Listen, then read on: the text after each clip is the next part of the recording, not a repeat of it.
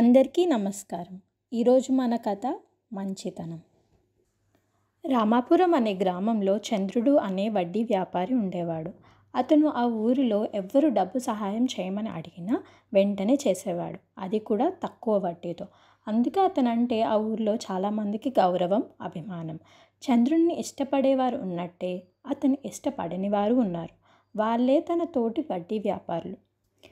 ఒకనాడు చంద్రుడి వద్దకు ప్రకాశం అని ఒక అతను వచ్చాడు. తనకి 50,000 రూపాయలు అవసరం పడ్డాయని, తనకి ఎలా అయినా సహాయం చేయమని కోరాడు. చంద్రుడు ఆ మొత్తాన్ని ప్రకాశానికి ఇచ్చి 6 నెలల్లో బాకీ తీర్చమని చెప్పాడు. ప్రకాశం అలాగే అని తలాడిస్తూ నమస్కరించి వెళ్ళిపోయాడు. 6 నెలలు దాటింది.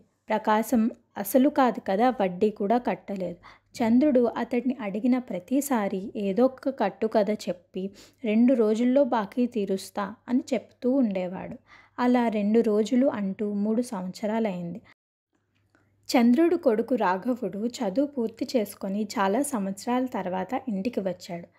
ప్రకాశం విషయం తెలుసుకున్న రాఘవుడు వాళ్ళ నాన్నతో, ఆ ప్రకాశం 6 నెలలు అని చెప్పి 3 సంవత్సరాలైంది. మీరు ఎందుకు అతన్ని గట్టిగా అడగటం లేదు? మీ మంచితనాన్ని అతను వాడుకుంటున్నాడు అని అన్నాడు. దానికి చంద్రుడు, ప్రకాశానికి ఏవో ఇబ్బందులు ఉండుంటాయి, అందుకే తను బాకీ కట్టలేకపోతున్నాడేమో. అయినా ఒకటి గుర్తుపెట్టుకో బాబు, మనం ఇతరులకి ఏం చేస్తే మనకి అదే తిరిగి వస్తుంది. మంచి చేస్తే మంచి, చెడు చేస్తే చెడు. మనం మంచి మనసుతో ఎవరికైనా మంచి చేస్తే ఆ దేవుడు మనకి అన్యాయం చేయడు అని రాఘవుడితో అన్నాడు. ఆ రోజు యథావిధిగా ఏదో కట్టుకథ చెప్పి తప్పించుకోవాలని ప్రకాశం చంద్రుడి ఇంటి వద్దకు వచ్చాడు. తండ్రి కొడుకుల సంభాషణ విన్న తర్వాత అతడికి బుద్ధొచ్చింది.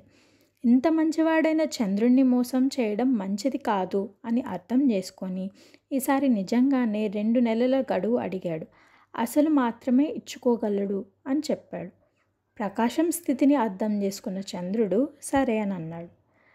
2 నెలల్లో ప్రకాశం తన బాకీ తీర్చేశాడు.